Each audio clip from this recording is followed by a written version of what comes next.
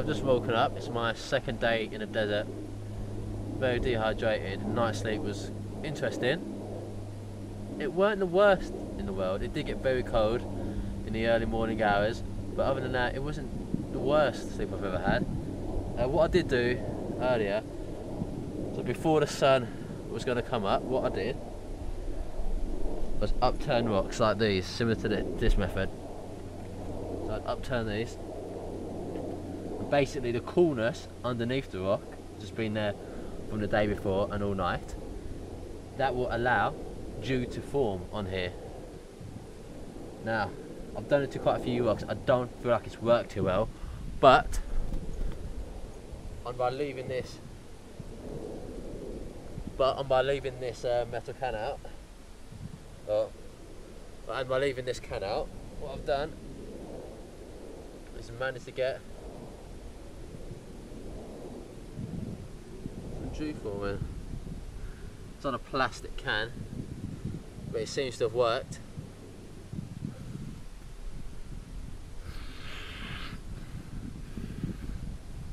What I've done is put that on my lips rather than use my tongue, because I don't want to dry my tongue out on the plastic can. But yeah, that's kind of wet my lips a little bit. It kind of makes you feel a bit better. It's not a lot, it's not enough, but it's better than nothing. It's a trick that old Bedouins would used to do when they had to survive out in the desert for any long period of time. If it was on a long journey, they would essentially just flip these rocks before dawn. They'd flip these rocks before dawn like this, and then the dew would form on here. Oh yeah, so I just went to collect some dew droplets from stones. It worked best on my plastic can, which is able to cool to a lower temperature, and it did form on there. Maybe I had the can out at more of a longer, most advantageous time. Maybe the material is different, I don't know. You can also collect dew from plants in the desert, but yeah, like not this part of the desert, I don't think. Just in terms of the fact that there was barely anything on the rocks. Well, there was nothing on the rocks, there's barely anything on my container. So trying to do that in a way that you can with like the desert grass like this, realistically you've got no chance really getting anything worthwhile from that. When you're out in the desert, if you're in the desert in the middle of the day and you're at like 40° centigrade or Celsius heat, the average person, if they're walking around, will lose about 900 millilitres of water per hour. This will be done through sweat. Now that is a ridiculous amount. This is why you will always stay out of the sun, because you can feel it just sapping your energy. You can feel it burning your skin. You can feel the sand burning your feet on the ground. You do have to watch out for signs of dehydration. I haven't really urinated much. Haven't urinated today yet. Yesterday when I urinated, the colour wasn't really all that good. Which isn't really a good sign. That means I'm sweating out most of my moisture, which is not very good for me. It means I'm not conserving that means I'm not conserving the water I've got inside me enough. Yesterday in the sun, when I was out here in the middle of the day, my God, I felt so exhausted. You know, I felt nauseous, I felt sick, I felt like I was too weak to even hold this camera. Right now, I can hold this camera fine, pretty much. I'm dehydrated, but I can hold it. But yesterday when the heat was out, oh my God, it felt like I was carrying a brick house in my hands. It was that heavy, I just could not hold it, and I could not keep on walking. I was suffering from muscle cramps as well. My back of my knee was kind of cramping up, which wasn't too good. That's kind of, I think, part of an old injury that I had before I came out here though. Like when you're in a sort of situation, you find water, you just drink it the moment you get it, you know, don't ration it, don't think. It's like those drops of liquid on that container. I've got the plastic one. You drink it as soon as you can. You lick it, you wipe it up, because you know, it's going to, first off, it's going to evaporate. Second off, don't ration your water.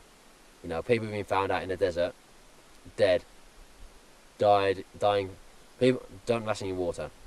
People who have been found out in the desert, dead from dehydration with full canteens of water. It's just because they rationed it, and the dehydration and death kicked in before they could even finish their water. So it's kind of a bit of a balance. You've got to make your own judgment call. Do you drink it all now, or do you all drink it all later? I drank all my water before I started the challenge, because that is what the challenge is, no water. I have been collecting my urine though, but I haven't put in any today. I'm not sure what I'm doing with it. If I drink it, it could be quite putrid. It's going to taste absolutely gross. I might try to use kind of a solar still type method and kind of evaporate the water into a kind of purified form. I can see the sun's really coming up now. Like, the weather's fine now, like the sun's just starting to come up, it's not hot, it's not cold, I can sit out here naked, I'm fine. But my god, once it heats up again, it's so sickly cold. It gets cold at night, it gets really hot during the day. I'm going to have to spend all my time in the shelter. It's going to be absolutely, like, horrible, to be honest.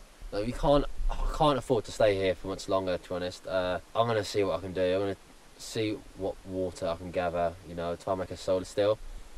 But long term, I do have to leave, I think. Most likely it's going to be today. Oh, I don't feel too good.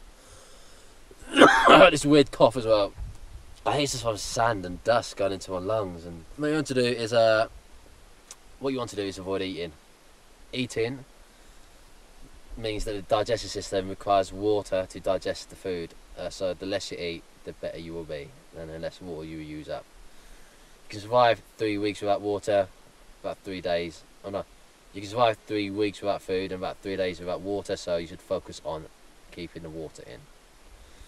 You've got stores of fat, stores of muscle on your body to burn in a last-ditch effort, so you can always rely on that. If you are able to keep yourself covered up enough, you can actually reduce your sweat loss by about 25%, which is going to, you know, increase your survival time by a far distance. So if you're only sweating 1,000 millimeters, keeping covered up is going to help you survive out here. You can like decrease your sweat loss by about 25%. So if you are sweating a litre per hour, then you're only going to sweat 750, and that 250 millilitres is key. That's a decent sized drink, 250 millilitres, and that's every hour. So keep covered up, keep in the shade. That's what I'm doing. I'm on it out here just because during the day, because the sun hasn't come up yet properly. It's started to come up, but it's not up properly yet. You've got to stay out of the sun in between the hours of like 10 to 5. Hikers get caught out in the middle of the day, they just pass out from heat exhaustion and they end up dying. Like right now it's the perfect temperature. I love this temperature right now. I could survive here forever in this temperature. But like it's going to get very hot in a few hours time, so my lungs feel... my lungs are covered in dust and sand. You know, some hikers have been out lost in the desert like the Grand Canyon, and they've died within 2 hours in the middle of the day, but some have survived up to like 3 days by hiking, you know, when it's cool and being clever about what they do. From what I've read, the average Bedouin, which is native to like the desert and the Sahara type area, can survive on just about a litre a day and be fine, whilst the average person takes 19. They do this by being clever, staying in the shade during the middle of the day. They wear dark flowing clothing. People think white clothing is the best thing. Dark clothing is actually better, because dark clothing will not reflect your heat back into your body, it will absorb the heat, while white clothing will reflect the heat from your body back into your body. Well, you know, they are accustomed to desert life for thousands of years, so they're probably better suited. Like, water's my only priority. I don't care about food. I've seen one lizard, but it was a bit too fast for me to catch, and it was in the middle of the day yesterday, and I couldn't move. I was too hot, too exhausted, didn't have any energy. Carrying all my bags, it was tough. Odds are I don't think I'm going to find any real water source out in this desert at all. All the rivers kind of here like seem to have dried up. You know, there are like a few plants here and there, but they're very dry plants. They're very brittle. There's really not really any real amount of water out here, to be honest. Now, as I said, you know, I don't eat food. Food will only cause the digestive system to pull moisture out of the rest of your body, when in fact you really need the moisture to be in your brain, because you need to be thinking and you need it in your muscles to be moving. You know, you don't need it in your digestive system. It's just going to be drained. But normally you really need about 1 gallon of water a day at least, maybe 4 gallons of water a day in a desert to stay properly hydrated. So, well, I'd have blacked out there almost. You know, if I get heat stroke bad out here, that could be the end of it. Like the middle of the day today is going to be a very tough challenge because it'll be my second middle of the day out here. The first one was hard enough, the second one's going to be even harder because I don't have that kind of water store within my body to be able to keep on going. You know, one of the key things about surviving out of the desert is learning the relationship between water and kind of movement. Just limit your movement during the day, limit it in any way you can. Someone who performs hard work at like 43 degrees Celsius is going to be using 19 litres of water a day. But someone who's kind of out there for the same amount of time will not use barely anywhere near the same. Oh, my arms start to cramp up. It's like the more you sweat, the more you breathe, the more you talk, the more moisture you lose. So be careful. Exactly. When water's scarce, just don't eat. Do not eat. Do not eat. Do not eat. Do not eat. Do not eat. Do not eat. Really, you should be drinking about 1 litre of water every hour at temperatures of like 38 degrees. I'm not getting anywhere near that. I'm kind of tired and just like. It's hot. It's hard out here. It's hard out here, and it's gonna get hot, and that's gonna be difficult. Like the number one thing you need in such a situation is oxygen. But unless you're drowning in water, that's not going to be an issue. So water is kind of like the main thing. Yeah. Oh my god. So yeah, just like dehydration can be the biggest killers out here. It is always going to be the biggest challenge. You know, you start off with mild dehydration, lack of saliva. Kind of your energy is a bit lower. So you got lack of saliva. So for dehydration, you start off with it being mild.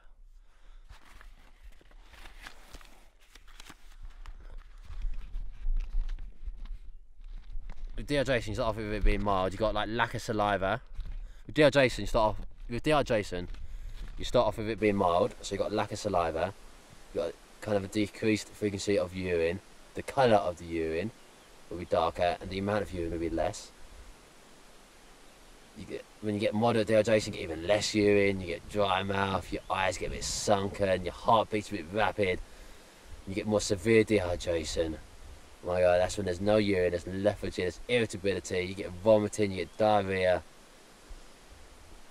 And then you've got really that kind of low energy, that passing out, they can't move, you can't drink, you can't move, you can't drink, you can't move, you can't drink, you can't move, you can't drink, you die. So you've got to be careful of all that. Hyperthermia is a big risk out here. Your body is just too hot, and when you don't have that moisture inside you to sweat, this sweat will regulate your body temperature. As bad as it is to lose that moisture from your body from sweating, then you kind of do need it, because if you didn't sweat that moisture out and that will cool your body, then essentially you would die from your body heating up too high of a temperature. Because the temperature outside is higher than your internal temperature, which raises your body temperature too high, and without the water to cool you down, you're going to have big issues. If you stop sweating, that's when you should be concerned. Because if you stop sweating, then your body can't do anything else to kind of reduce your body temperature, because that's the best thing it can do. Like the heat stress can cause a thing called thermal regulation. This allows for the body heat to overheat itself, and the body will kind of lose its ability to control this. It's always a good idea when you're out in the desert to take as many breaks as you can. Kind of allow your body temperature just to drop slightly, ever so slightly, and that kind of, you feel like you've got more energy almost, but it will just slightly drop, and you're gonna have the energy to keep on hiking out throughout the day. Now, one of the good things about being in a desert is that starvation. And one of the good things about being in a desert is that not eating is not going to kill you. Dehydration will always get you first. So like, food shouldn't be your main priority out here. Now, the odds of you dying of starvation is very low. The odds of you dying of dehydration is very high. If you are going to die, obviously, I don't plan to die. I'm not going to die. Like, I'm not an idiot. So like, you're more likely to die from a different thing. So dehydration. So before you die of starvation, which sets in and kind of will kill you in about 3 weeks, you're more likely to die of injury, you're more likely to die of dehydration, you're more likely just to, be rescued in that time. So since it is a slow process, starvation, you want to conserve your energy, you want to move very slowly. Feel the sun coming out behind those clouds. That's not a good sign. It's going to get really, really hot. yeah, just save your energy for different survival parties. But I will do, you know, some very low energy kind of looking for some food. You only want to eat the minimum amount of food. Just a bare minimum, and just not feel hungry. If that makes you feel like you've got a bit more energy inside you, then so be it, but don't eat too much. There's something sharp in there. It's these. See, look how easily they stick into you. It's left. Still in there. Sorry. And so these have been a bane in my life for these past 2 days. You can't see them on the ground very easily because they are very sand coloured, and they just, in every angle at 360 degrees, there's a sharp point in there which keeps digging into my feet. Yeah, anyway, what you really want to do is kind of eat enough. Either eat nothing or just eat a little bit, which will keep the hunger pangs away. So like, plants are normally the easiest thing around the world to find, essentially. Plants are low energy, you know. Plants are normally the easiest thing for you to find out in most places in the wild. This is because plants, you don't need to hunt them. It's on the ground, they're decent carbs, easy. You don't spend a lot of energy kind of trying to find them. I think in a desert, I think it's better to look. I stepped in another one. Look at that, look at that, look at that, look at that, look at that, look at that. So in a desert, it's best to be on the lookout for more things like insects, lizards and snakes. Because like, if you're just trying to find out with plants, then you need kind of an expansive knowledge of all the what plants to eat. And as you can see out here, I've only ever seen one plant, and it's that plant right there. And those are dry, and those are inedible. You're stepping. Another one. Another one. You know, so yeah, I think the sun's starting to come out. So whilst there are all kinds of edible creatures in the desert, they're hard to find, you know, because there's less for them to eat on, you know. Desert is a very barren land, so that means there's very few creatures per square kilometre versus, say, a jungle. Whereas jungle is just teeming with insects all over the place. You know, there's not really any mosquitoes out here. Mosquitoes are a sign of there's a lot of life a lot of the time, and there's absolutely not much life out here. So yeah, in the desert you can find things like, you know, ants, scorpions, grasshoppers, centipedes, tarantulas, snakes, lizards. And I've always said, okay, my feet are just like, these rocks absolutely came to walk on. It's just constantly uncomfortable on your feet. But yeah, you should always eat your reptiles and snakes because they can have bacteria in them, as they are. My energy levels are starting to go. You know, a way to, you know, look for like lizards or snakes, mostly like lizards in the desert. Snakes are less common. It's to turn over rocks, so like this. They can often be underneath rocks. They often like to bask in the early morning sunlight just to get their body warm for the rest of the day, as they can't regulate their own body temperature as they are reptiles. Same thing that snakes do. Another one of those sharp things in my feet. But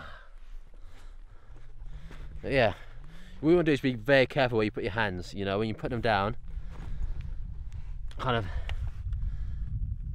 move them quick and don't wait around.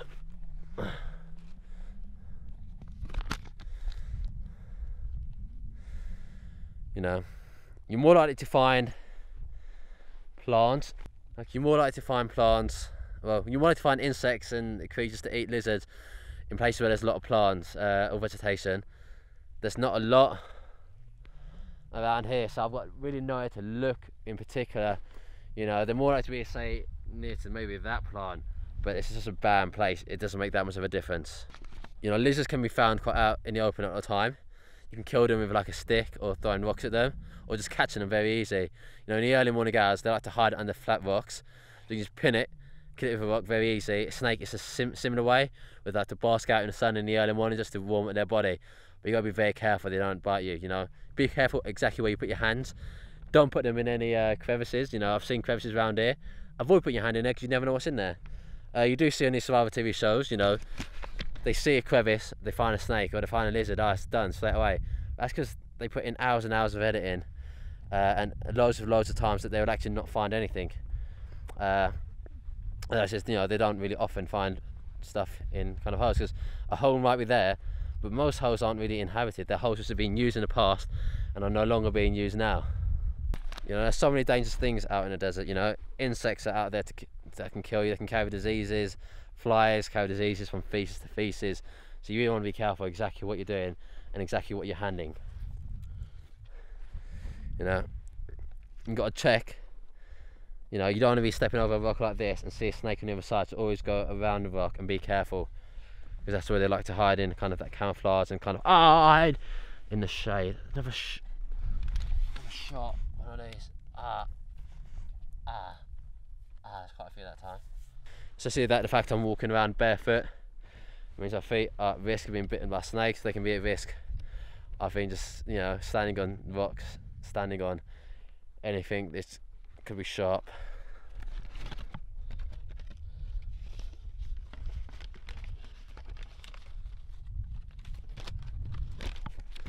Like, you really want to find reach of vegetation. I think later today, I think I'm probably gonna have to leave this area.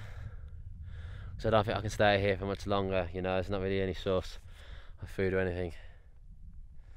Yeah, if you do find food, don't cook it. It just dehydrates the food, and it's going to mean it's going to require moisture on your body to digest it, rather than moisture within that creature, lizard, bug, anything.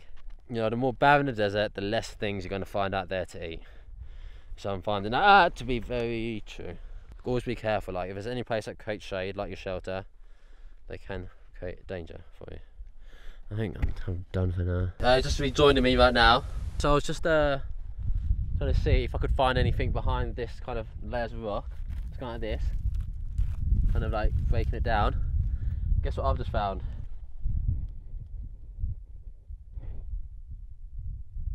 Some kind of nest. It's some kind of nest slash webbing for some kind of spider. Be a large one. I can see its legs. Its legs are white. You can maybe just about see it, I don't know. It's right there in the middle of the screen. It's got a big body. What I need to do is make a decisive blow, kill it straight away. If I don't kill it straight away, odds are it's going to get away, because I don't have the energy to be able to run fast enough to catch it. It might go into another crevice. So I'm going to get a large rounded rock.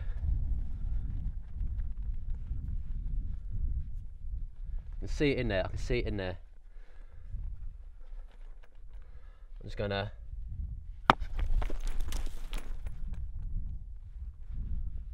don't know.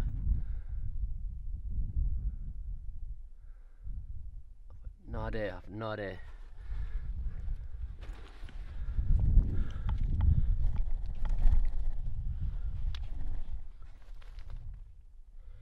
Okay, you can see, look at that juice. It's definitely made an impact. I think it's still in there. I'll look for a stick.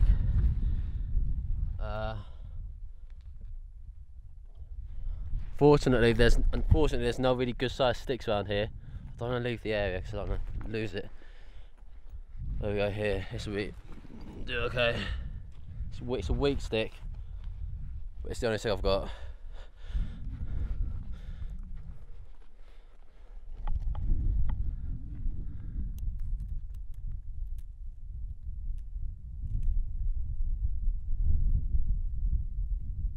There you go. You see that?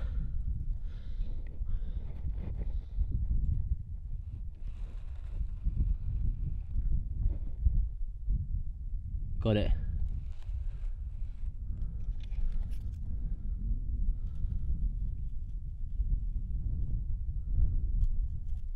Ah, oh, how juicy it looks. It's still slightly alive.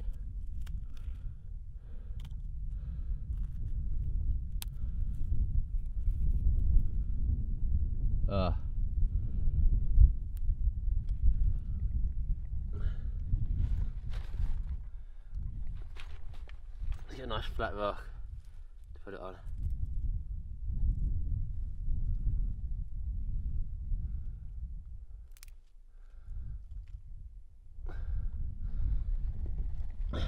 There you go.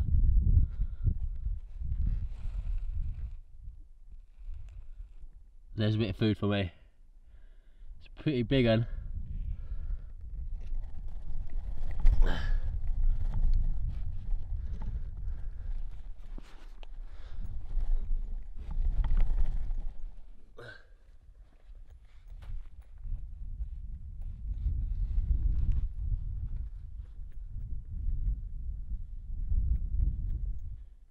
Now it's time to eat the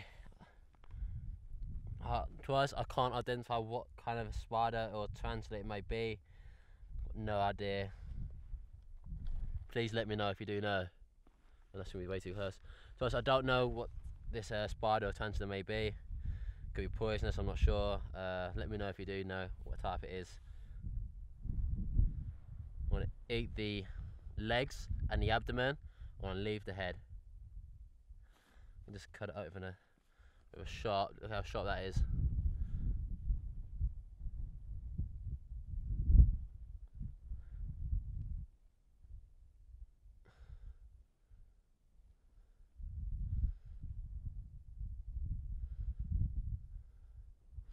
Put this down for 2 seconds.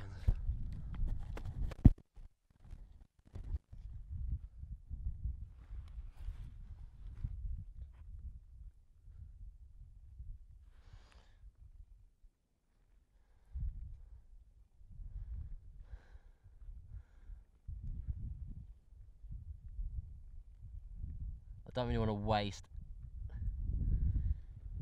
any part of this creature.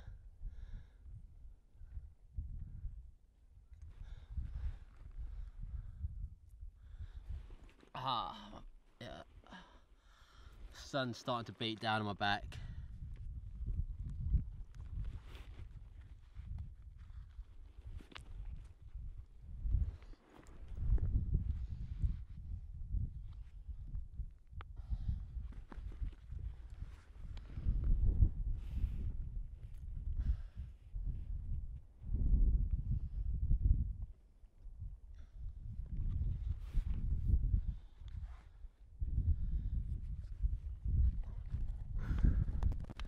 So yeah, I was going to start off with the legs.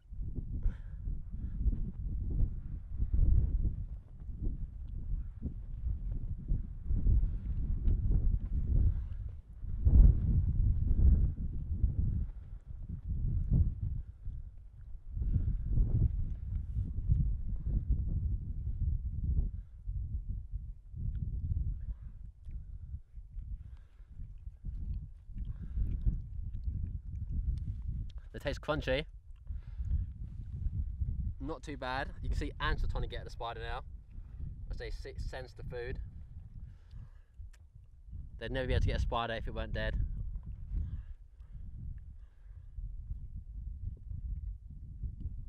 Not too bad. Now the abdomen's the hard part. Like, I want to cut the head off.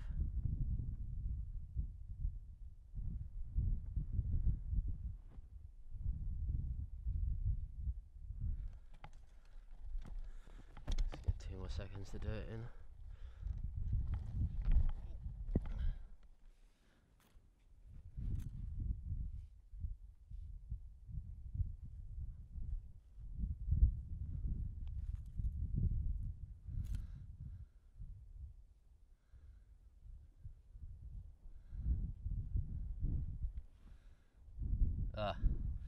Look how juicy this abdomen looks.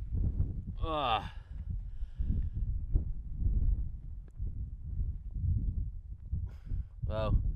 bon appetit. It's on the stone. I'll obviously not eat the stone.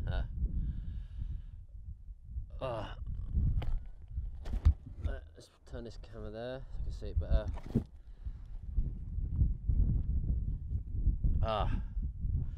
Here you guys, nothing. The juices will help hydrate me as well. It's going to be absolutely putrid and pussy. And puss-like, I should say. Just giving it a smell. I'm not looking forward to it.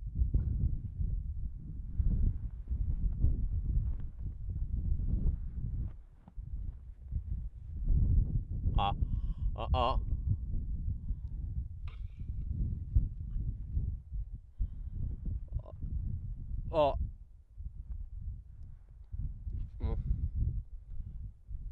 There's a rock in it. I'm gonna swallow it. Ooh.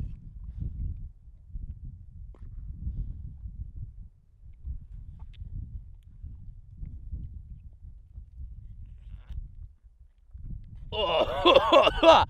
Ah, look at that. Ah, yes.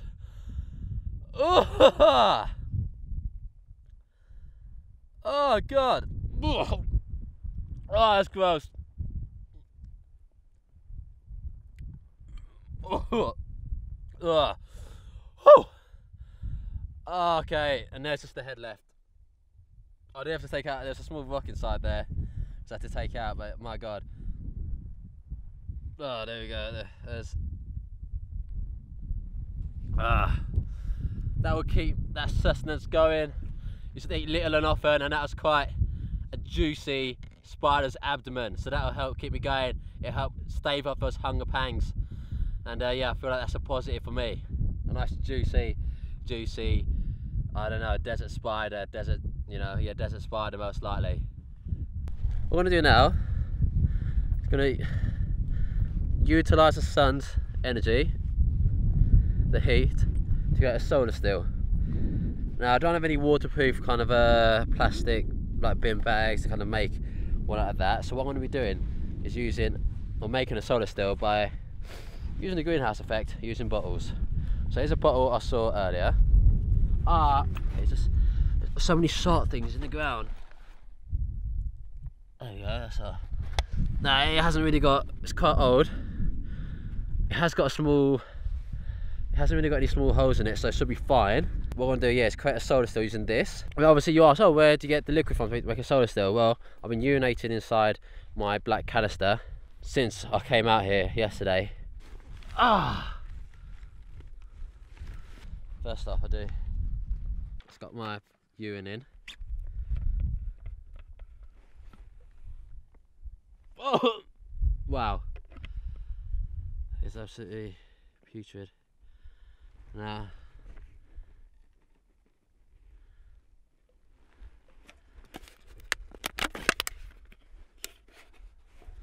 I'm able to put that in, balance that together, like so.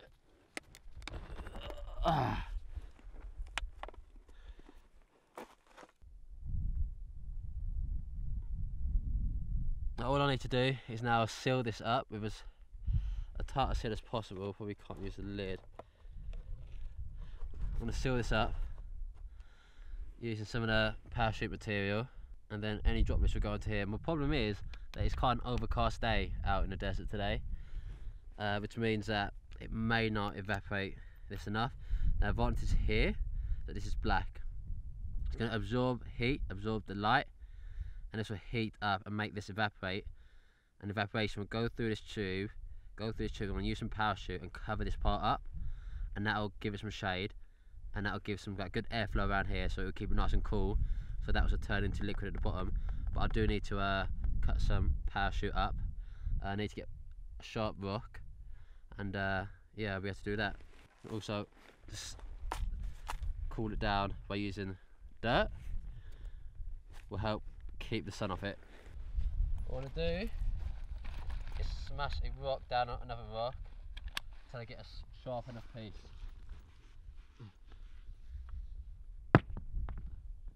In this.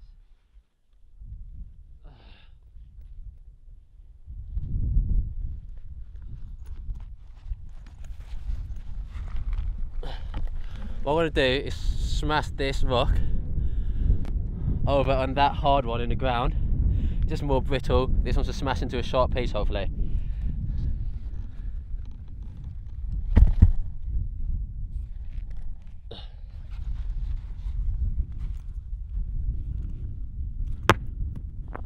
I need to do it harder.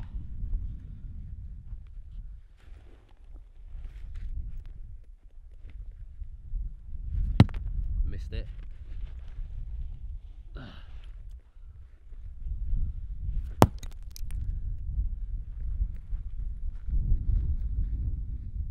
Oh, nice.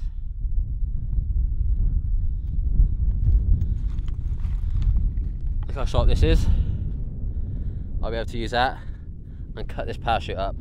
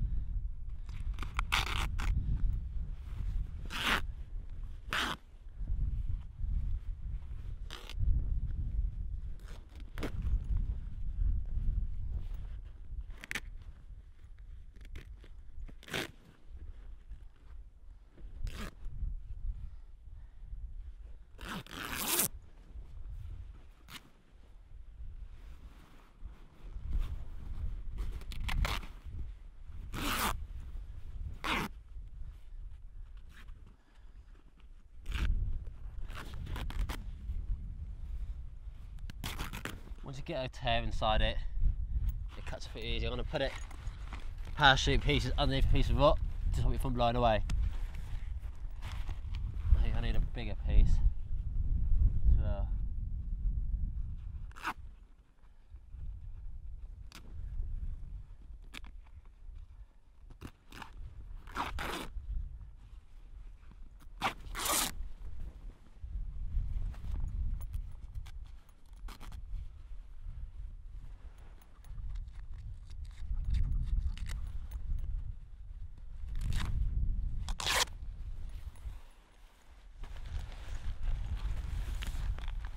Nylon is partially waterproof, not fully waterproof, so it will help trap the moisture in there, especially when I've got a few layers. So I'm going to use this, and this will cover that in shade, put a few rocks down to keep it in place. There we go, and then just pour that in, it's like a nice seal.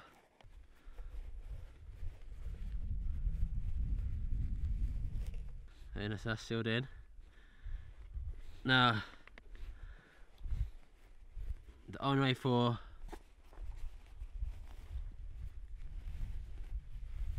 any, say, now that's sealed in, for that, the only way for water to escape is through that tube, so it will evaporate and then it will condense in the new bottle, which will be a lot cooler because it's kept in the shade, as you can see down there. Now, my next move, so I've got to start thinking about getting out of here. So there's two ways of us I've got to start thinking about getting out of here. There's two ways to think about rescue. There's two ways to think about rescue or getting out of a place. You can either passively do it with signalling, or you can actively do it by making a move. Now, you know, my water supplies within my body are draining, so really I should make a move tonight. What I'm going to do in the meantime is create some passive rescue techniques, make an SOS sign, and making a little fire as well. It's really dehydrated. It's really tough out here. Like, my energy sap. Like every day is just getting harder and harder. The one thing which has saved I reckon it saved my life potentially, is that. Do you see that? I'll show you again. That. You see it? One last time. That. The clouds. Those clouds have actually saved me. The overcast day has stopped those clouds have absolutely saved me.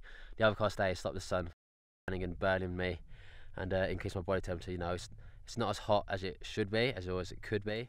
So that's been my saving grace. If that wasn't the case, I think I'd be on the floor. I'd be on the floor completely. Like, I'm on the floor right now, but I'd be on the floor, like full on. Let's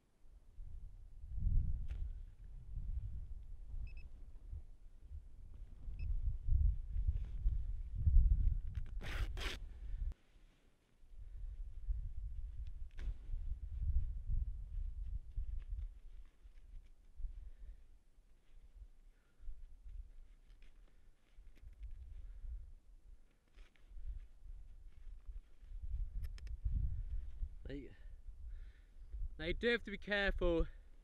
There's no snakes or lizards hiding underneath, so you got to keep an eye out each time you tear it. Make sure there's no scorpions or anything else hiding.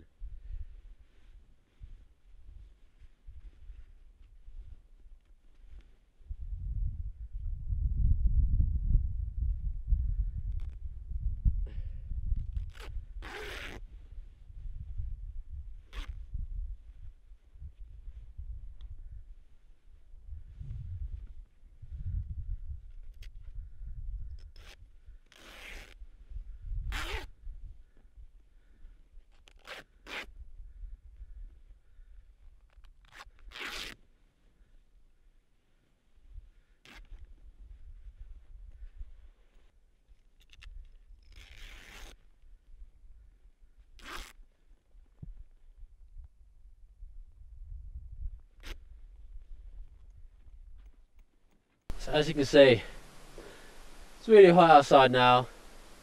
The sun is shining bright. But now it's pretty much time. I need to keep my energy and keep my moisture, so I've got to stay underneath here. This will keep me many degrees cooler than being out in the direct sunlight. What I will do though, my knees, oh my god, it hurts. Just move these rocks, take out all the big ones. Literally just, it says like a shifting method. The big ones stay in your hand whilst the small ones fall through the gaps of your fingers. There we go, see. Let's put a bit of parachute down as well to make it a bit more comfortable.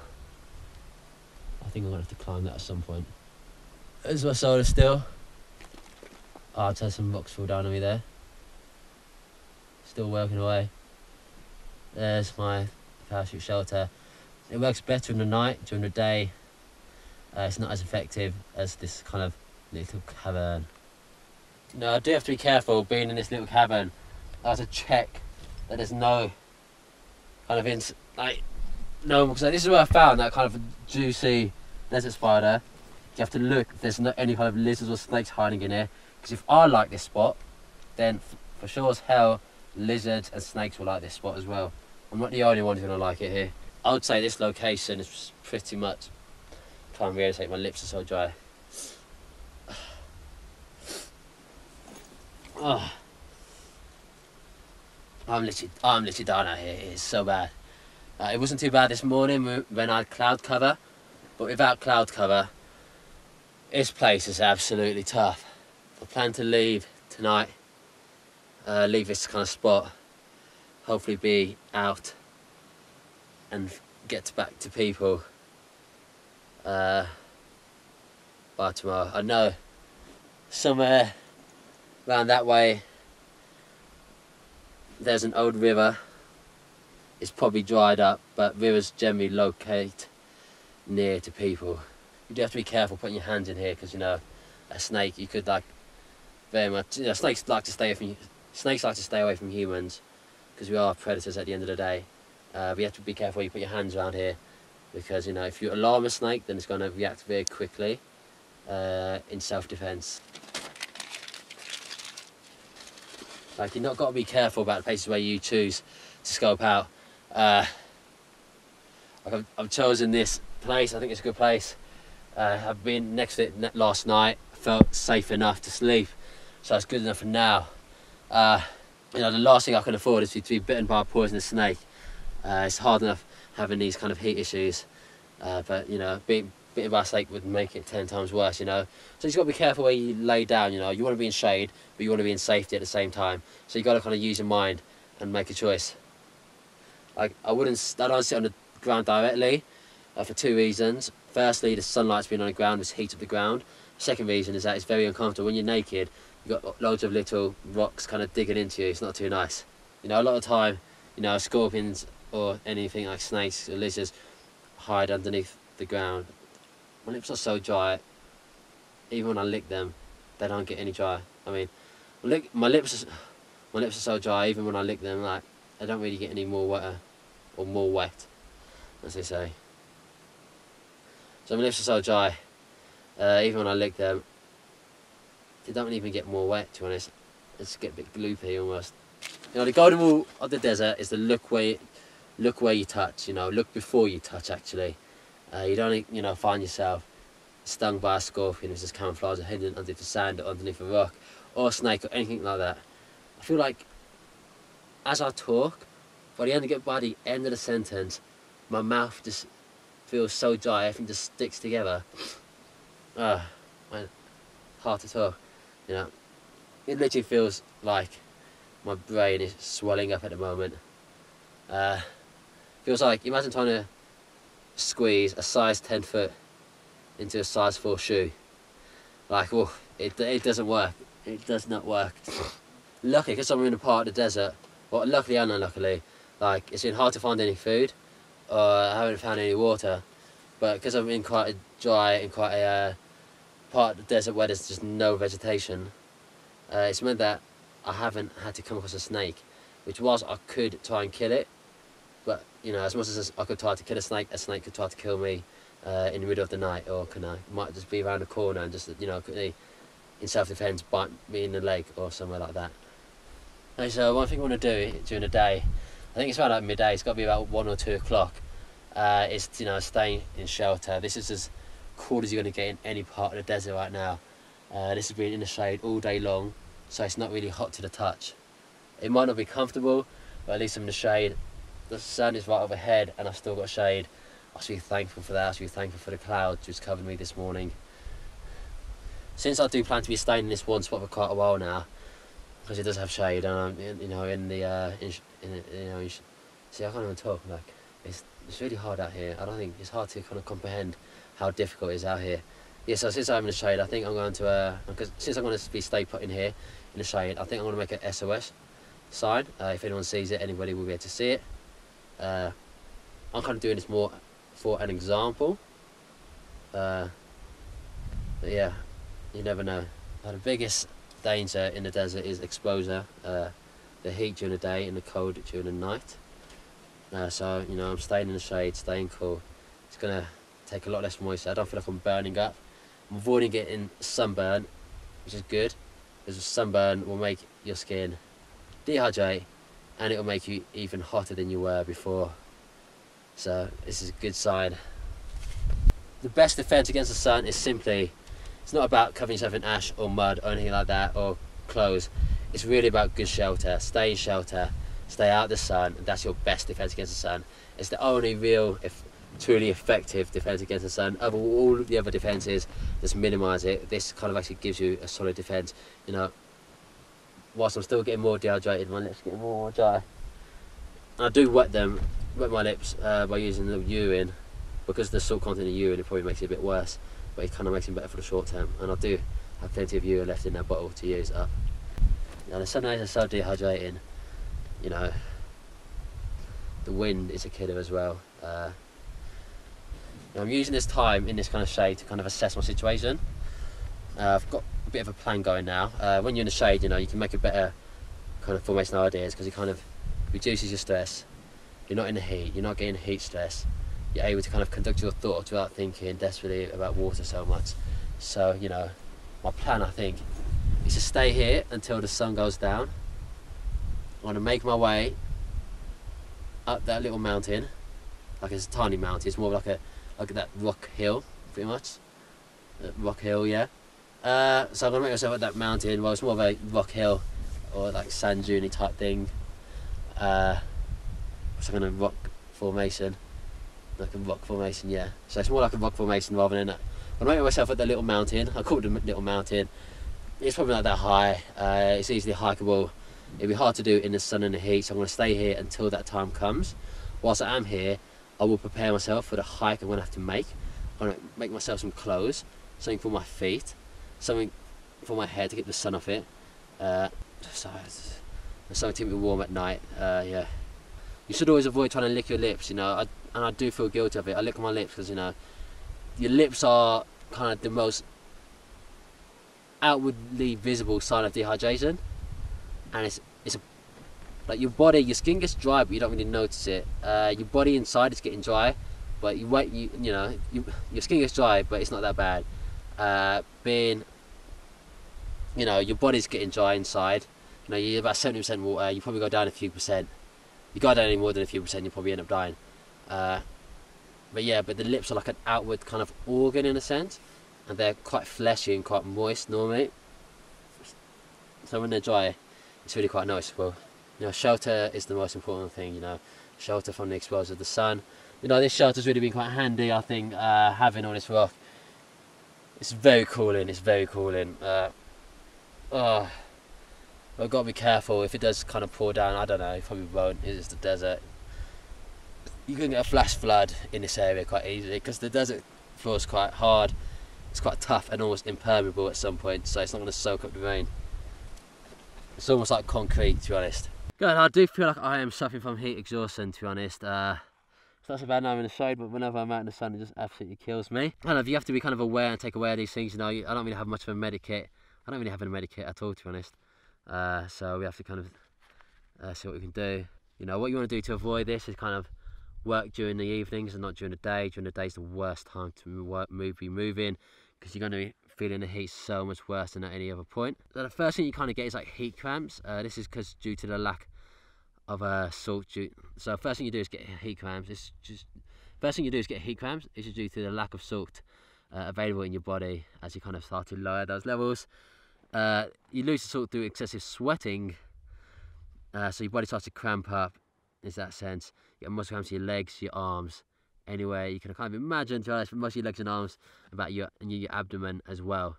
In this case, you know, you should always just, you know, get out of the shade and just relax at that point. I feel like I've had more heat exhaustion than the cramps. The cramps haven't really kicked in, but I just find it, the moment I find it hard to walk, I kind of stop walking and get shade.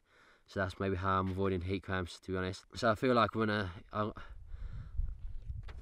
been drinking some of the urine. So that kind of helps with the heat cramps, I think, because you kind of do need some essential salts in your body. So whilst, you know, salt can dehydrate, you do kind of need it, and I've lost a lot of salt through sweating. You know, heat exhaustion is that I think I've lost a large amount. You know, I feel dizzy in the sun. I've been sweating a lot. I've been feeling a bit nauseous when I get in the sun. When I'm in the shade, I feel 10 times better though. There's not a lot I can do, you know, you just have to wait it out and tend to make my way out. Starting tonight, I should be out by tomorrow, which is the plan. From knowledge of the local area, I think that's the best way to go, and I'll be doing it later today once the sun goes down. But if I was to get into a heat stroke situation, that's when it all goes wrong, because heat stroke is hard to kind of get out of it unless you've got a good source of water. At heat stroke level, even in being in the shade, it won't help you. It doesn't matter how fit you are, how healthy you are. You know, you're more likely to get it if you're old. But, you know, you can be 25 and still get hit by them quite hard. You know, a heat stroke is literally a complete failure of all your body's methods of trying to keep cool.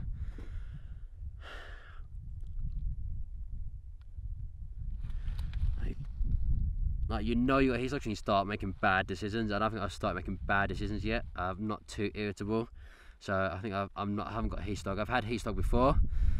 And I was cycling through the Sahara Desert, and I started to kind of kept cycling, kept pushing myself and making bad decisions. But this time I'm in the shade, I've got my head screwed on right. You know, I know what I need to do to get out of here. So it's all about awaiting. It's all about, I know what I need to do to get out of here, so it's all about a waiting game, to be honest. You know, if you get heat stroke, this is the point where your body temperature is rising and your body temperature, and heat stroke is when your body temperature is rising and your body can't do anything to slow it or cool it down. That's when you're not sweating. Luckily, I still feel a bit of sweat on me. It's kind of good, kind of bad, because I'm losing moisture, but at least it means that I'm keeping cool. It's when you stop sweating is when kind of you're in trouble, you know. You get worse, if you get beyond that, your legs start twitching, you know, you pretty much pass out, you can't talk, you can't breathe. the hottest part of the day is now gone. Luckily, we've got some more cloud cover. Look, I'll be honest with you, the survival out here has been aided so much by the cloud cover. If the sun was out right now, I'd be burning up. It's really warm, don't get me wrong, because the sun goes up like in and out of the clouds, but I would be burning up essentially. Got myself some materials all put down. Turn up this, I'm gonna make a poncho out of that, and this I'm gonna make a rescue sign. Now I'll show you what it is once I've made it. I've already unfortunately cut my hand. I teared through this all. But yeah, let's make the rest of this, because I need to be hiking out tonight. Ah, gosh, I just stood on a rock. It always bloody hurts. Oh, sharp. What is all good? Almost finished.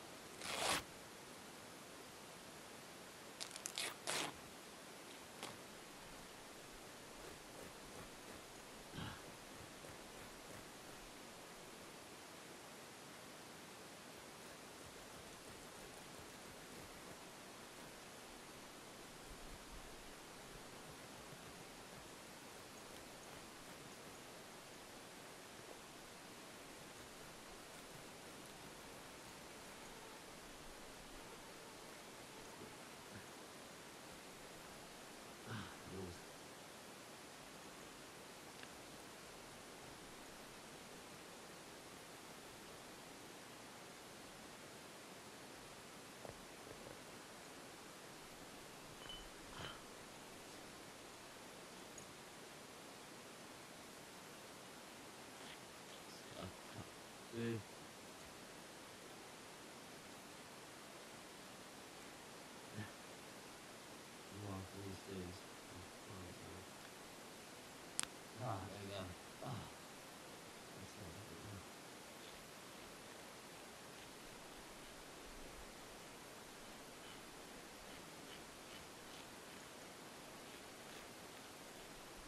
I think it's so much harder without a knife. That's how my foot hurts.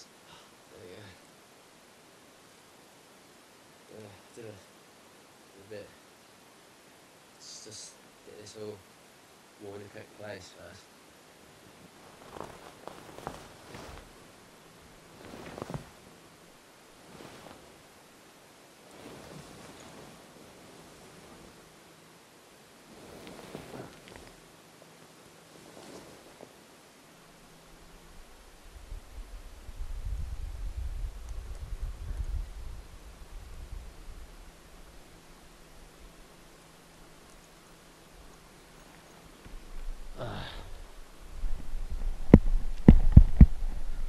Okay, so yeah, what I'm doing now is I'm going to put this parachute into the shape of a V.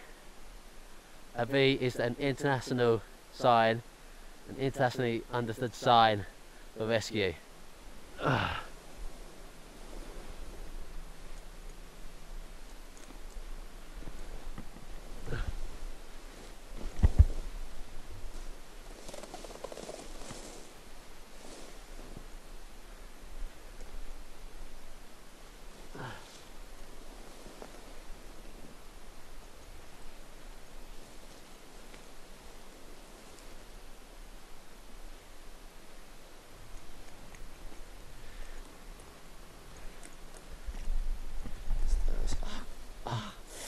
Really pins my skin.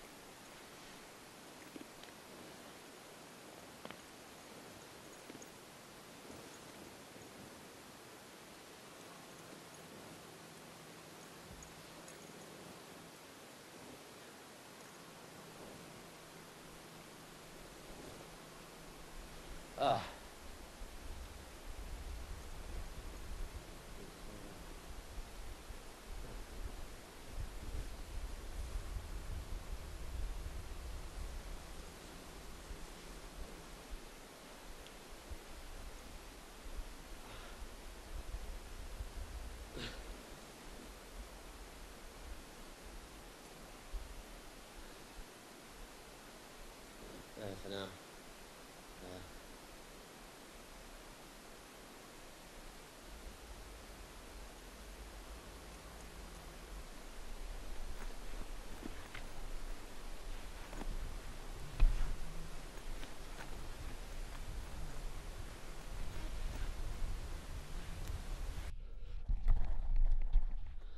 Look at that. Oh. Nothing but these dunes in the way. But as you can see, that V side is very noticeable. If anybody comes, that V side is very noticeable. If anybody comes in this area from any of these peaks, they will see that V distinctive from the brown beige sand and dust, and they will know that that's a place where somebody is looking for rescue. One thing I will very quickly do is that I want to put some stones and rocks on this V shape. The way I see it, the more defined I can keep the V, the more distinctive it will be, and more deliberately. The way I see it, the more defined the V will be, the more deliberate it will look, because the wind may blow it away all over the place.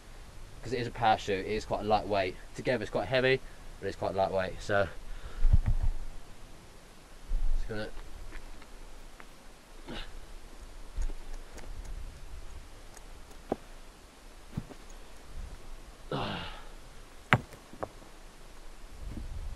there we go.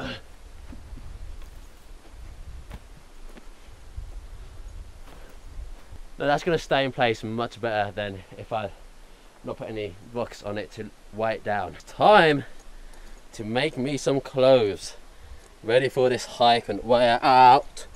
There's so many sharp things on the floor. It's unreal. It's unreal. So one of the clothes I'm making will be some shoes. Well, not shoes exactly, but you know, some socks really. It's just something to protect my feet, both from the heat of the ground, as well as protect my feet from the sharp objects. Just any kind of thin layer will help. There you go. Yeah, I found this rag earlier. I wasn't sure what to use it for. I'm not really going to use it for anything, but I did pick it up, you know. So here, I've got myself some material, nylon, and some laces, essentially, which are the strings from the parachute. Just got some pen marks on my leg here, so you put your pen there instead. My feet, my feet.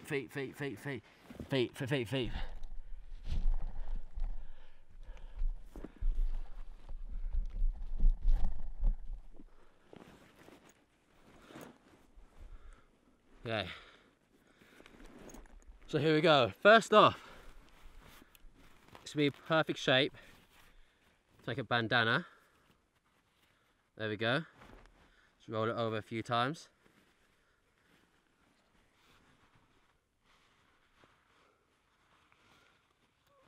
That's going to be able to do a nice loose fit. That's going to keep the sun off my head. Now with this, complete that, I can reduce the glare, but what I'm going to have to do is make some eye holes. So I'm going to have to look where my eyes are in a bit. Also, well, I'll do the holes eyes in a bit when I find a sharper rock, but yeah. You can also put this over your mouth for using a sandstorm,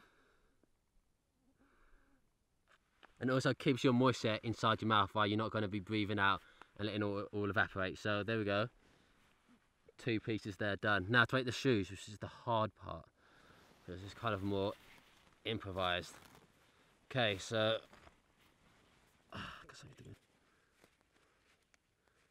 there we go,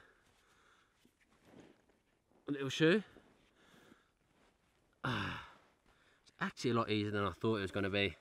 These will protect my feet from, look at those feet, they've been worn down. Look how you got my skin colour there, and it's all just white from rocks and just minerals. With these I can put another layer on. Got plenty of material. The more layers the better. There we go. Just double tie that. I can use these as essential laces to help keep it all together. almost like the Roman sandals of times of old. Don't put them too tight, we want them to be tight enough to stick together, not so tight that they let themselves go. Back to the front, there, wedge it between that knot. So the more different place where you put knots, the more secure it's going to be, so that when the train does actually wear it down the base and kind of cuts the strings, at least they'll have different knots, so it won't make as much of a difference. There we go, let's finish them off with a nice little bow. There we go, isn't that little cute little shoe. Let's finish it off after the ankle. Doesn't make a difference where. There it is, little bow. Let's tie up the loose string, just so you don't fall down. You want to tie up all the loose string, just so you don't fall down. These are only to be worn once, you're not meant to be taking them on and off again anyway. Oh my god, that feels good. Wow. Wow. It's making a world of difference. I don't feel just like tiny pieces of rock jabbing into me, and I don't feel thorns digging into my feet. Absolutely lovely. It's going to make my hike 2 times easier. Especially when it's dark, I won't be able to see where to go. I'll have my infrared vision, but I want where to go ultimately. Nice. Look at that.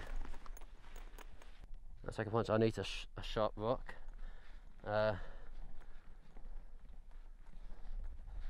Should do.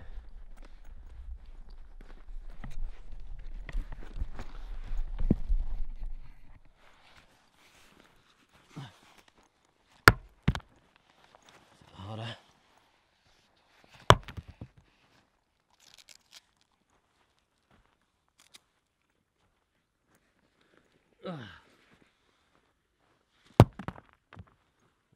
Oh, there we go. Look at that.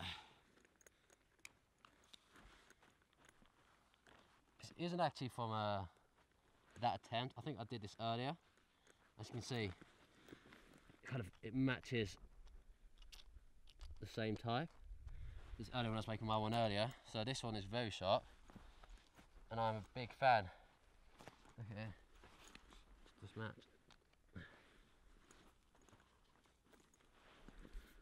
There we go, see. Pretty handy, didn't really need to smash that right there. Okay. Whilst my feet aren't in pain, I just sat down on my bare butt and it's quite uncomfortable still. Okay, so here we go, poncho. It's around about the middle.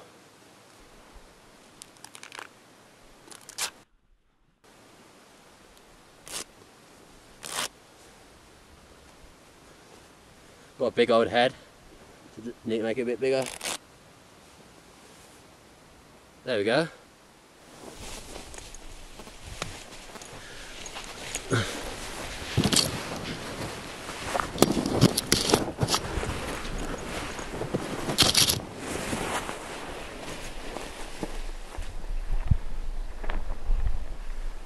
Now I've got a working poncho as well.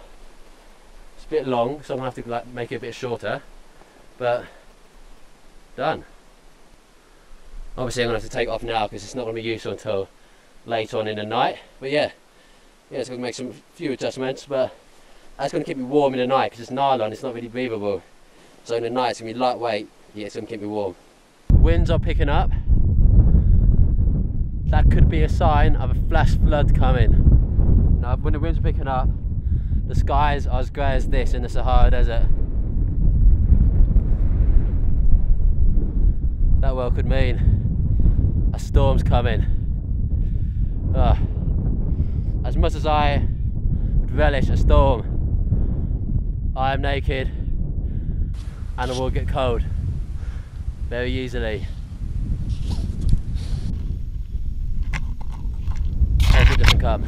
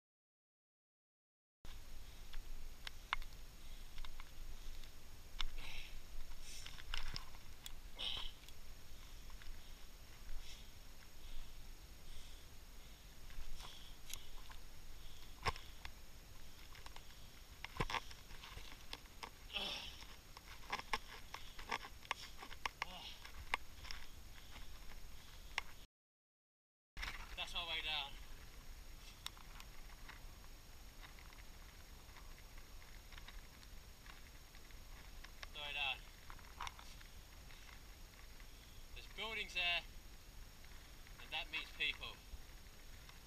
People there, that means safety.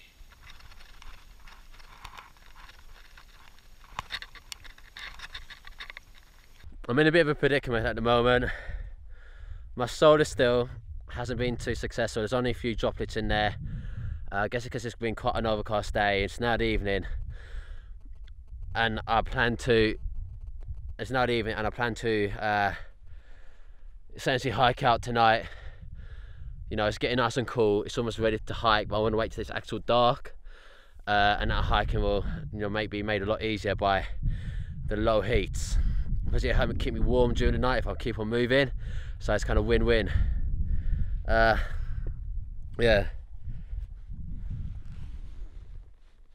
as you can see, there's literally only a few droplets in there. It's literally just a waste of time. Yeah, so you know, you can't have every technique you do be effective.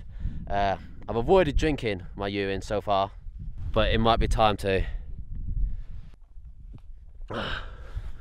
I've only used this to wet my lips so far, but now I'm gonna have to drink it. You know, it's not a great survival tactic, but in a short-term situation you need it. And I'm losing energy.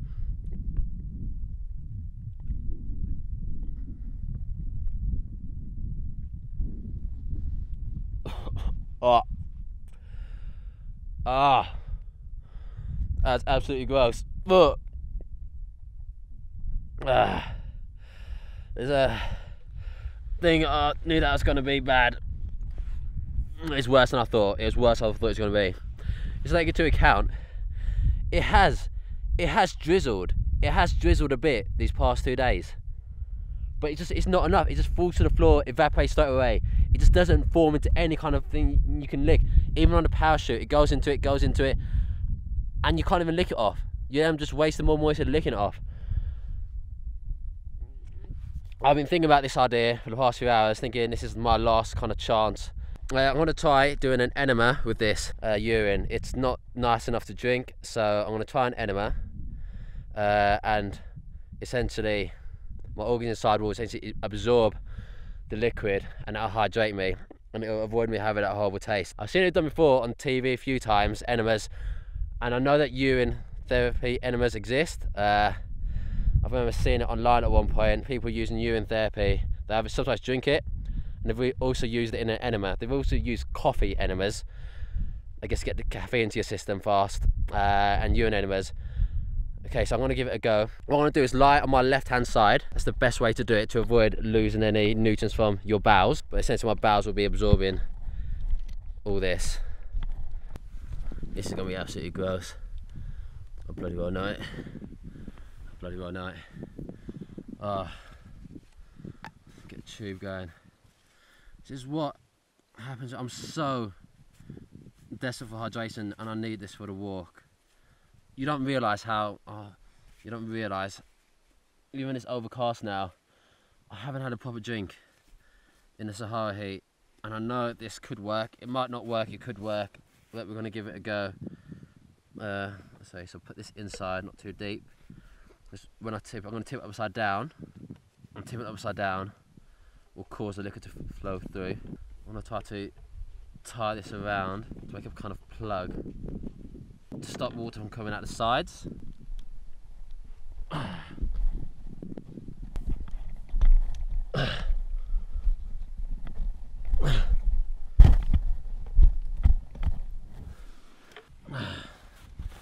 Just gonna plug it in, wrap this around. Just force it in. Make it tight.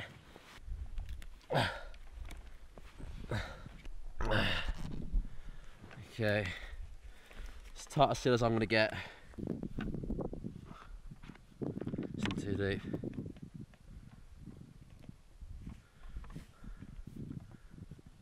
There we go. Oh my god, that looks absolutely gross. Okay, I'm going to lie on my left hand side.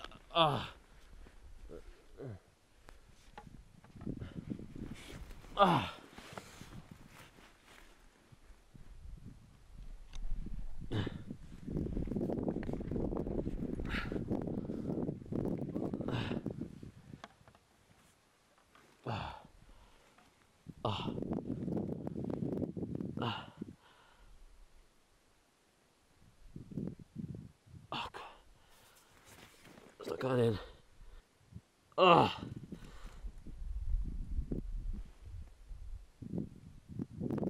That's in. Oh my god. That's in. Just ready for nothing.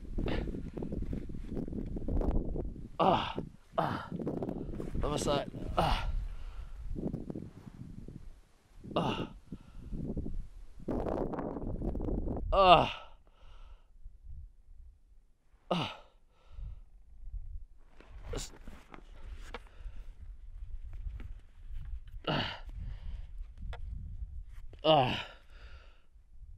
It's going down slowly.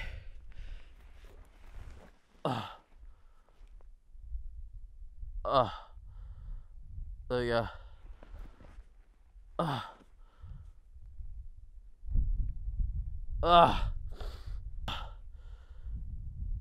It is going down.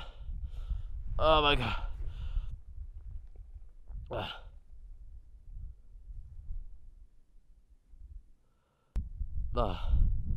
Let's sit for a bit.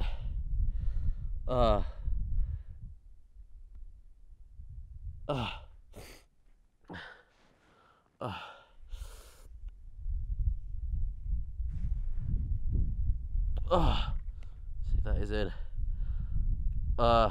Now it's just a waiting game as it absorbs itself in. Even speed it up a bit.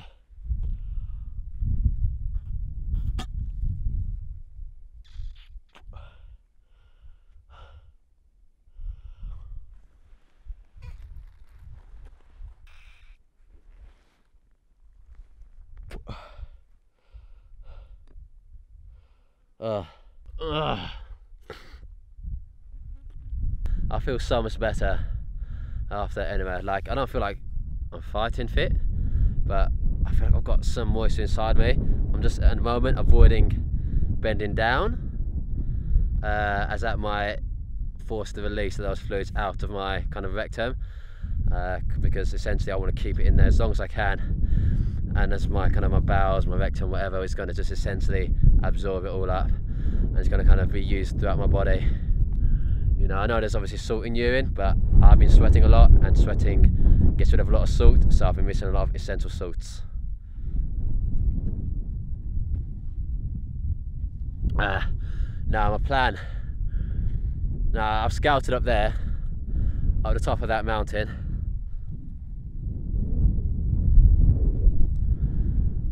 My plan is to head yonder and go out from there. I'm going to just keep standing whilst I can feel the licks inside me, to be honest. It's a bit weird. Just about to take some photos, just general photos, you know, different views, and I just found this on me. I was going to eat that, but oh well. Look at that. Look how beautiful this is.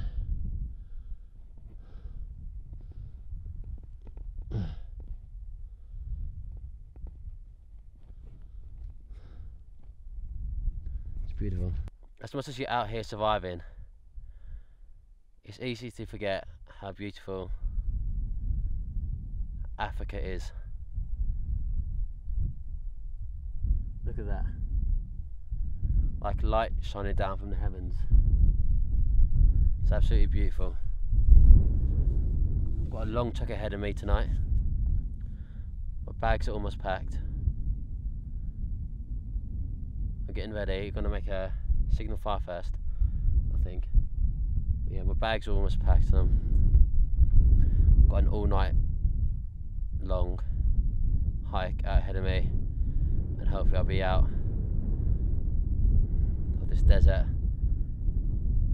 in about, you know, by tomorrow at some point, by day 3. 3 days in the desert completed. Again, hasn't been easy. It's been very hard.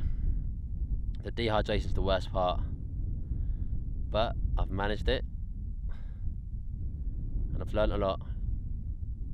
I've learned about the unpredictabilities of the weather, It's drizzled a few times, but not enough to collect any water. It only kind of dehydrates you more if you try to lick the water, because you're kind of using your tongue.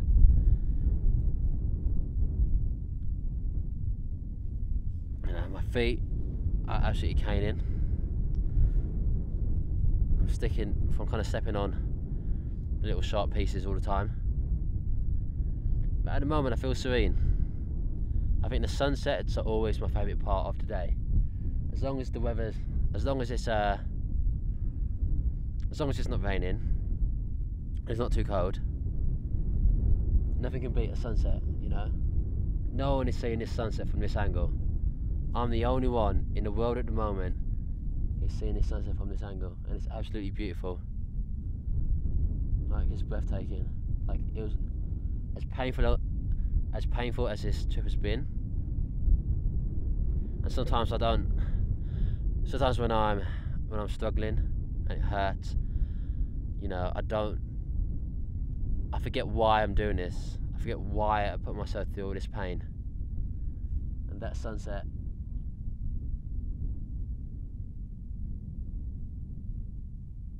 is worth every ache and ah.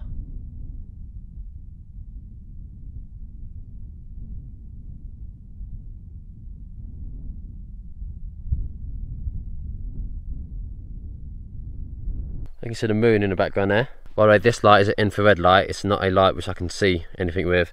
It's purely infrared.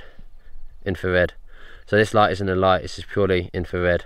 Yeah, I'm out here in the desert at night. It's pretty intimidating a place. But what I've kind of done whilst I've been out here the whole time, I've avoided making a fire during the day. This is because make a fire during the day, all you're going to do is end up heating up the area where you are. You're going to get hot, you're going to get dehydrated faster, you're going to lose moisture. So making a fire at night, and resting for a fire at night, it's not just for the warmth, because I'm not really too focused about that. It's not too cold at the moment, but the focus right now is for signalling. Now what I've done is come up a hill, so I've got the best vantage point possible around. I'm going to set the fire, and then that light from that fire will be able to be seen by so many different people. Well, so I'm going to set the fire, and that light will be seen from miles and miles away. So if there was anyone in the area, we could hopefully try to attract them to this location. We couldn't do this during the day because a fire doesn't create enough light to kind of be noticeable in that distance, and I wouldn't be able to create enough black smoke enough to attract people my way.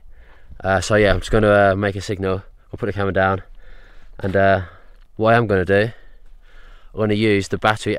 What I'm going to do, I'm going to take the battery out of the shotgun microphone. I'm going to use that against some steel wool, and that's going to ignite it essentially, and it's going to help me create like a noticeable flame. I'm going to use that spinning technique first. I'll take the audio out.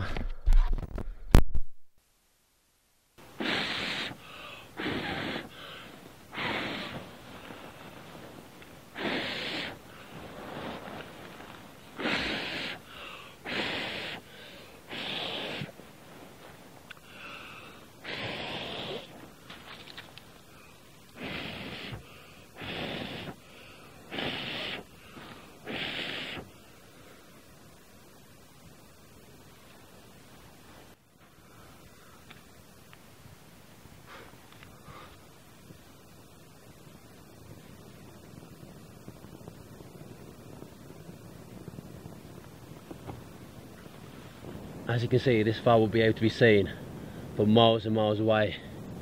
Look at it, it's starting to burn real nice. So stay away, it is nylon so it doesn't burn too well in terms of fumes. Okay, so what I'm going to do is get this. I'm going to tie some of the string that I saved. I've got this steel wool. I'm going to tie this string I scavenged from the parachute. Just tie it around.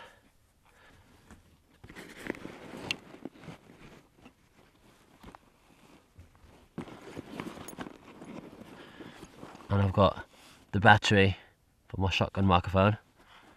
Let's see.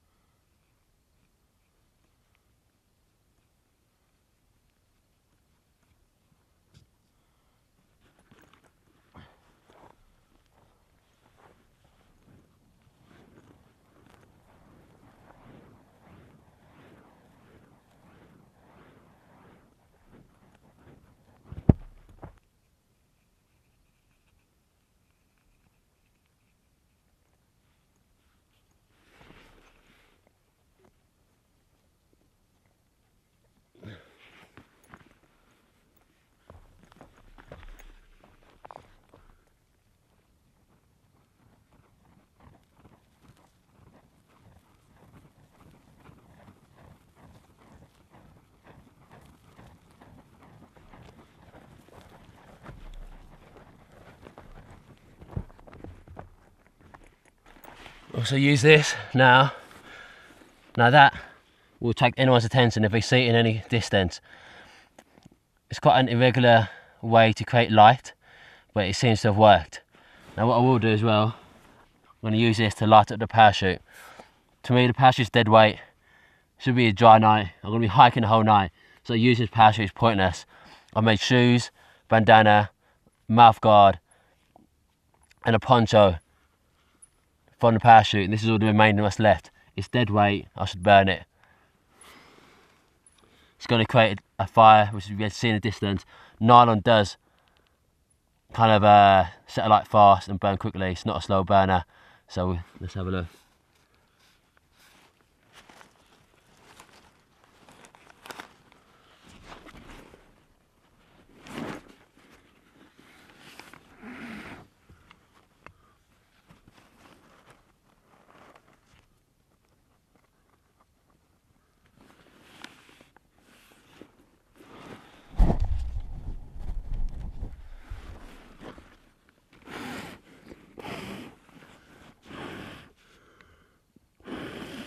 Gonna blow on it to give it more oxygen.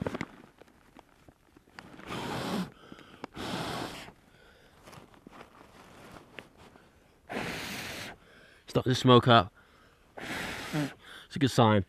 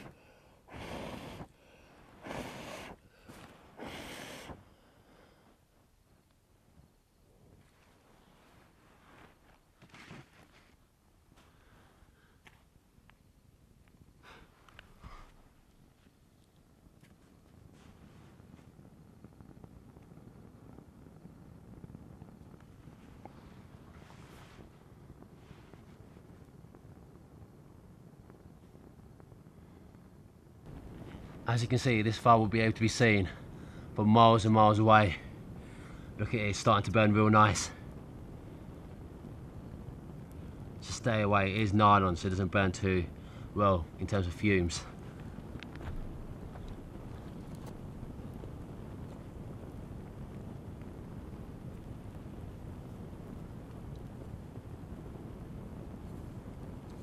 Just moving further and further away.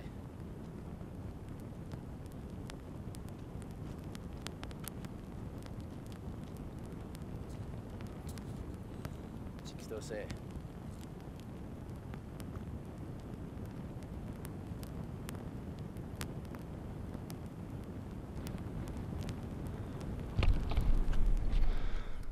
You can see that fire going.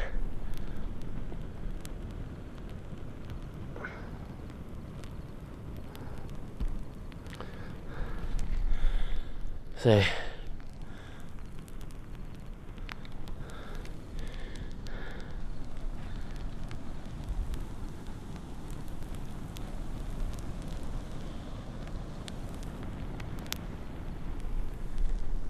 It burns very well. This will be able to be seen for literally miles in any direction.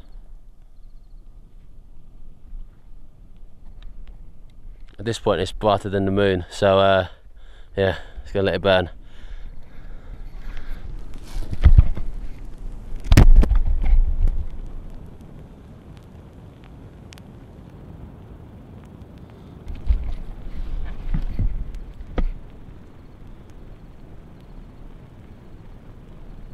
Whoa. This is a thing of beauty, fire. Fire is man dominating this environment, and it does make you feel a bit dominant, to be honest. It's going to go out in probably a few minutes. It's only going to be a short signal fire, as it is nylon. Nylon burns very quickly.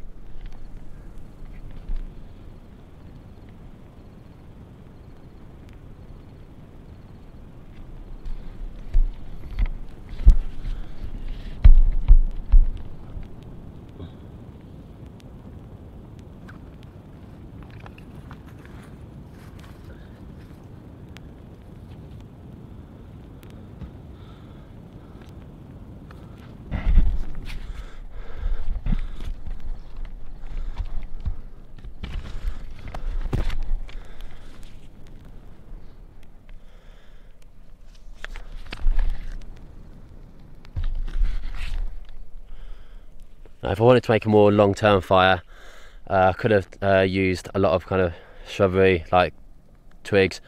They wouldn't last it forever. There's no logs out here. It's kind of the desert. There's nothing big, just quite short places, kind of short. There's all there is out here are like short, very short trees.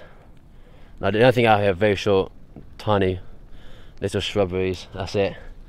But yeah, this is gonna be a nice quick fire. Get rid of my dead weight. It's gonna put a signal out there. So if anyone did want to rescue me, they could very easily do that. For the time being, this fire would also keep any snakes away from me, if there are any snakes or lizards. You know, they're not a fan of fire. They don't like crossing to ash. Don't know why. Maybe they don't like it. Maybe it's also down to the fact that fire generally means humans, and this is like a wildfire, like a natural fire. Fire generally means humans. Fire really is beautiful. The glow has a very old time fashioned feeling to it. Okay.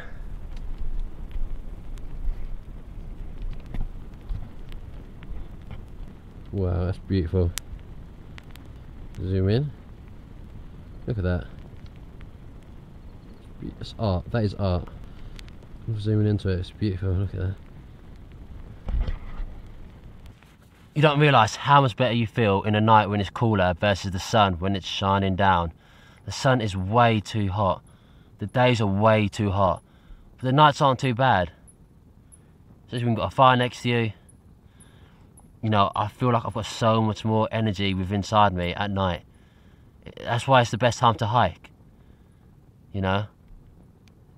Whilst my body has the same or less, or it's got less amount of calories in it, potential to burn, well, I feel like I'm better now. Like, the night times where it's at, the heat will exhaust you, but it's fixable, and it's fixed by night time.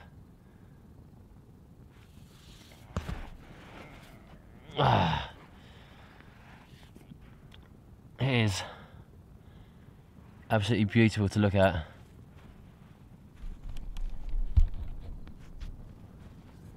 This may well be my highlight of the trip.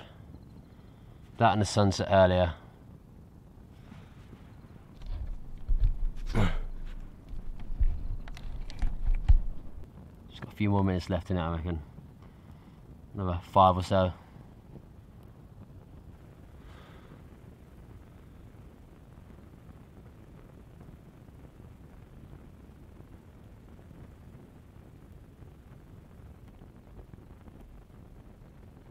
The only problem with rescue in the Sahara Desert using light or fire at night is that there ain't nobody around.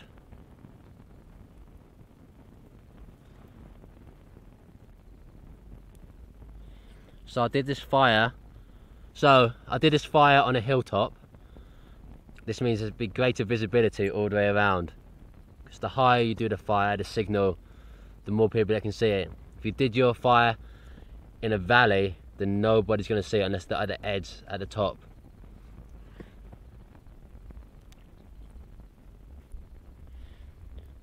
One of the positives about this fire as well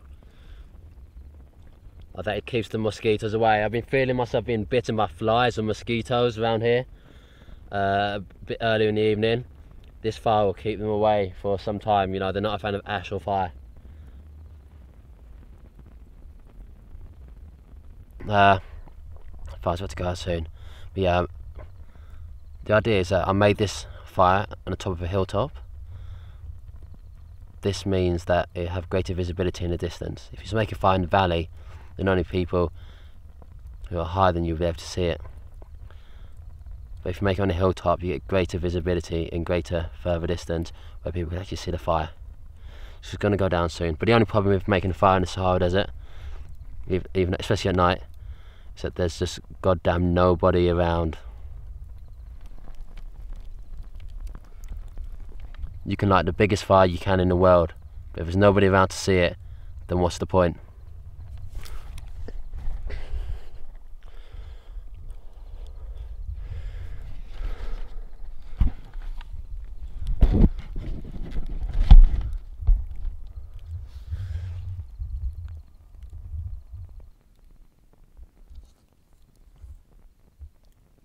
far from a long way away, a very long way away. It's brighter than the moon at the moment, brighter than the moon.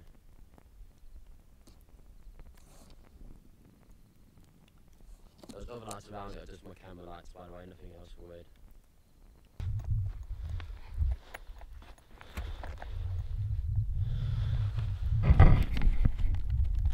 Well,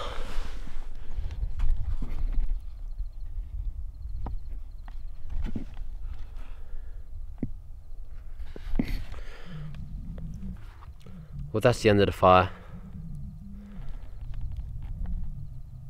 So that was good to lasted good 20 minutes, 30 minutes, and that will put out a signal in every direction from miles away.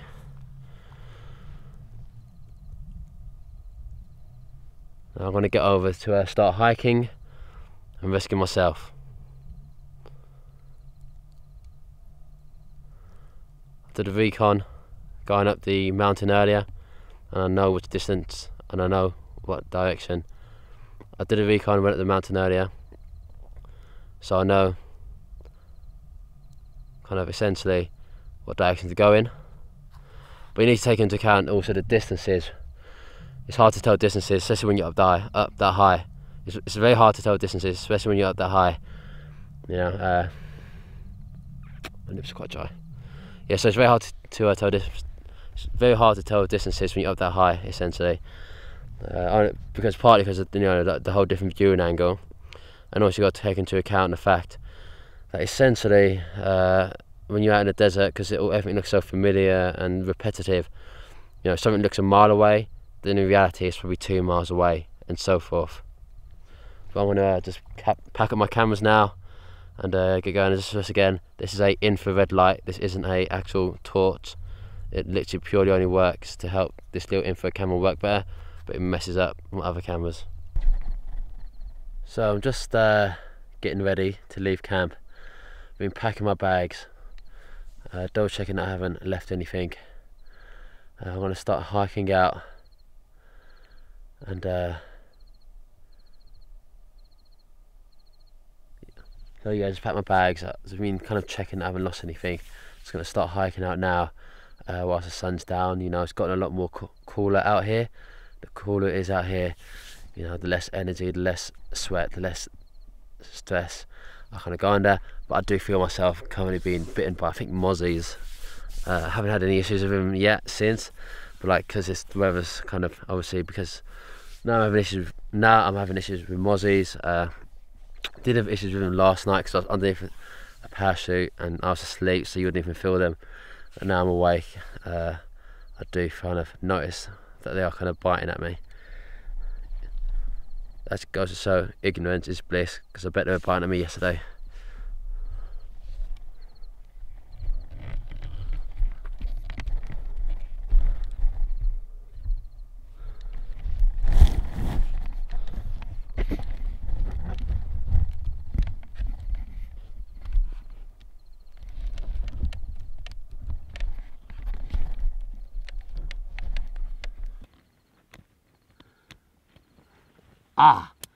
Mozzie. They always go for your back, because the back's the one part you can't scratch.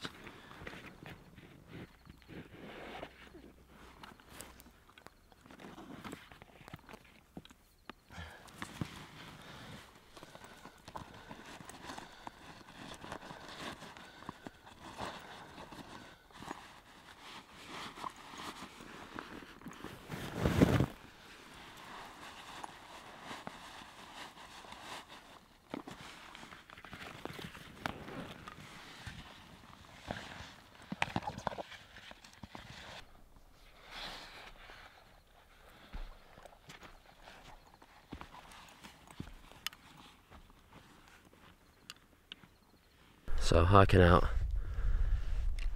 visibility is poor. It's weird having this kind of big bag back on, because I'm kind of sunburnt, naturally sunburnt I guess.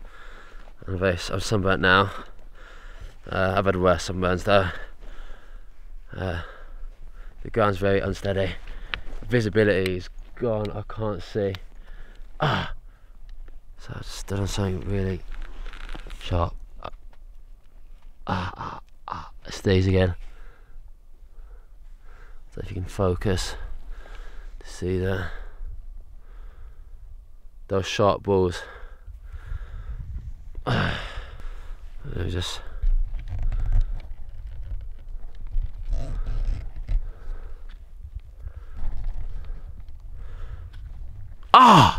again. One of those sharp balls. What I will do is I'm going to use part of the parachute. I'm going to use part of the parachute to mark my way out. So if anyone does go to my camping and find my camping area, they're going to have arrows to see which direction I'm heading in. You use these like an arrow shape by getting itself to double back on itself. I'm going to use rocks to keep it to place, just so when the wind does blow, it won't blow it away. No, I think that looks pretty good. It's a pretty decent arrow shape, pointing that way. When you're out in the wild, you don't want to ever have to rely on just one method of survival. The hell was that?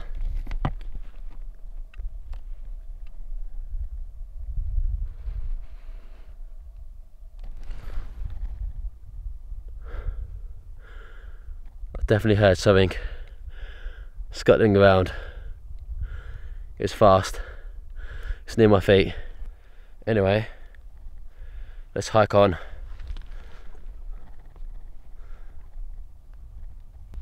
What's that noise? You know what?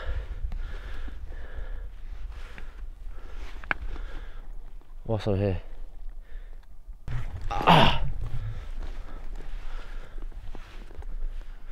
It is starting to get a bit cold. I'm going to put on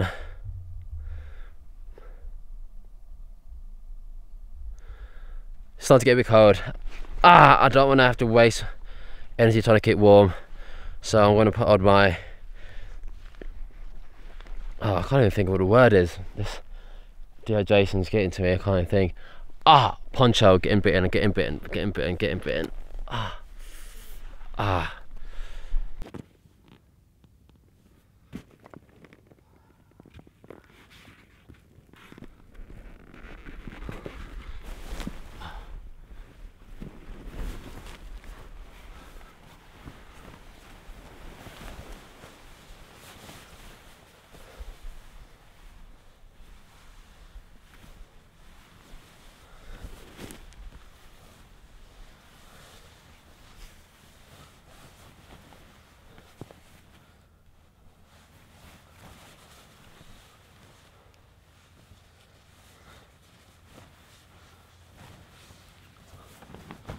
Oh, that's better. That's so much nicer. Oh, so much nicer.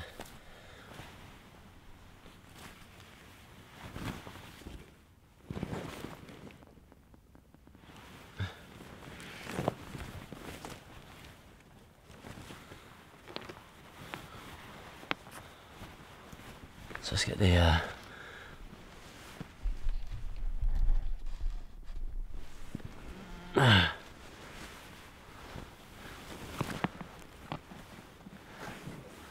then on.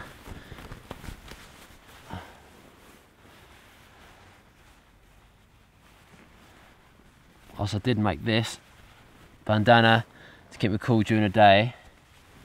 It was overcast, so I didn't really need to use it to get the sun off me. The sun's not shining on you, it's kind of just another layer to trap heat in. Which is what I'm going to use for it now. I'll use it for now. I can't take it back to my Jimi Hendrix looks. There we go.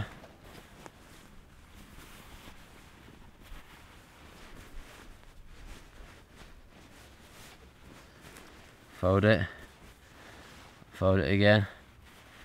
Refold it one more time. And then. Since the head is one of the major heat loss zones of your body, it's going to keep the heat in. Just need to rest for a second.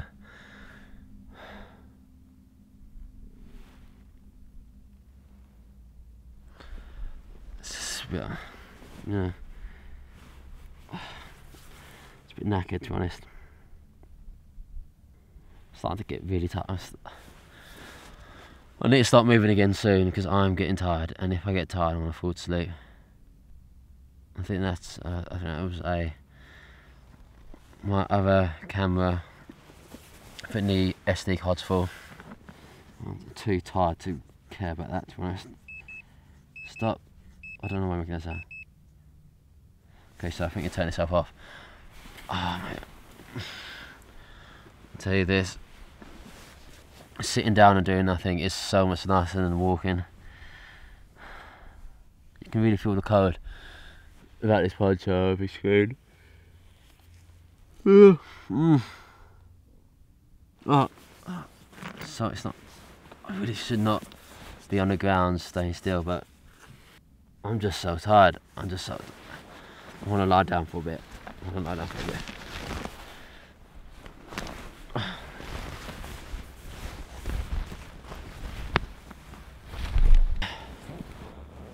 Just use my bag as a headrest. I need to turn off. I don't have the energy to mess around with cameras, so I'm just going to turn this one off.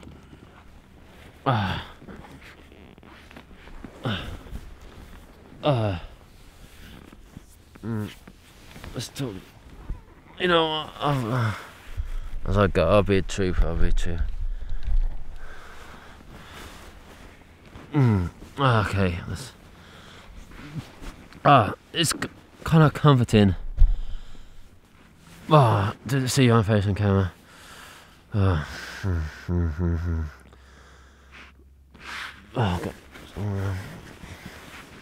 It's not. My nose hurts.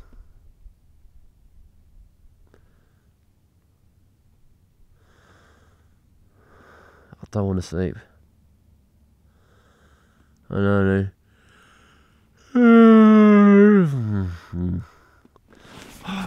I do need to have my time walking.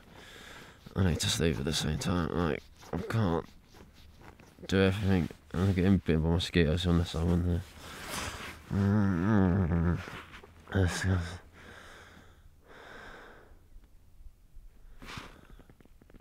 I thought I said, I know I don't have that far to go. In terms of distance away from where I need to go, it's not a far distance. It's probably just like a couple of miles, literally just a couple of miles. But I'm just trying to do it. I'm just trying to do it at night because it'll expend less energy and I'll be out sooner tomorrow if I start to walk at night. Wait, there's something else there. I don't know why, I'm always tempted to look at the camera even when I'm sleeping.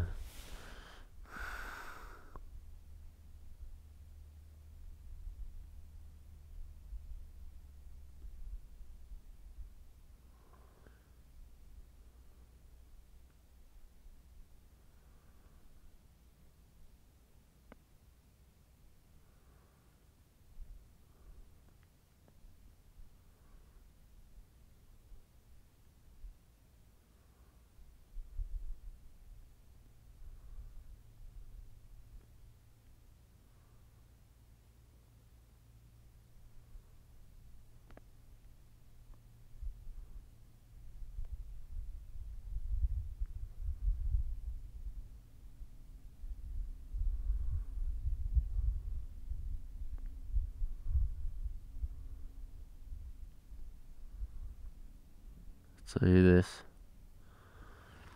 I'm gonna not lip my lips. But I'll tell you this. It's not a terribly bad temperature out here tonight. Like, I'm a bit chilly, but it's not like uncomfortably chilly. Oh, but no, I don't lick my lips. It's not uncomfortably chilly.